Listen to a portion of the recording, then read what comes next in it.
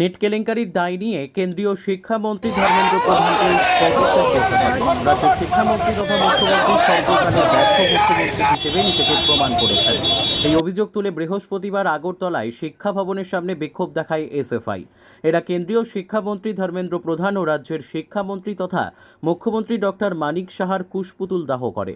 এই কর্মসূচির নেতৃত্বে ছিলেন এসএফআই এর রাজ্য সম্পাদক সন্দীপন দেব।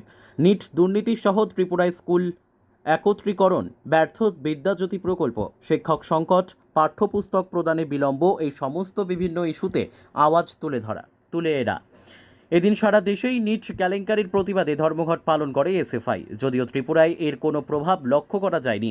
সন্দীপন অবশ্য দাবি করেন, এদিন রাজ্যের স্কুল কলেজগুলিতে স্বতঃস্ফূর্তভাবে ছাত্রছাত্রীর সংখ্যা কম ছিল। রাজ্যকে যদি ধ্বংস করতে হয় তাহলে শক্তিশালী কোনো বোমার দরকার পড়ে না। ওই দেশের শিক্ষা ব্যবস্থাকে ধ্বংস করে দিলে বহু বছরের জন্য একটা দেশকে পঙ্গু করে দেওয়া যায়।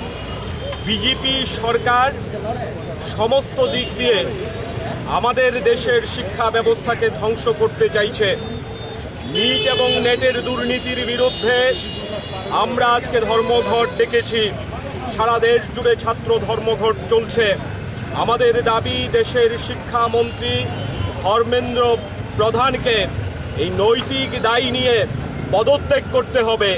তার সঙ্গে ত্রিপুরা রাজ্যে গত 6.5 বছরে শিক্ষা ক্ষেত্রে অভূতপূর্ব সংকট নেমে এসছে। স্কুল বন্ধ করা হচ্ছে। নতুন করে বিজেপি সরকারের শিক্ষা দপ্তর এরা চেষ্টা করছে 511টা স্কুল বন্ধ করবে, তার তালিকা এসছে। সমস্ত জেলাতেই কাজ চলছে। বিদ্যাজ্যোতি প্রকল্পের ব্যর্থতায় লক্ষ লক্ষ ছাত্রের জীবন বিপন্ন হয়ে পড়েছে। Bureau report, news tele Bharat.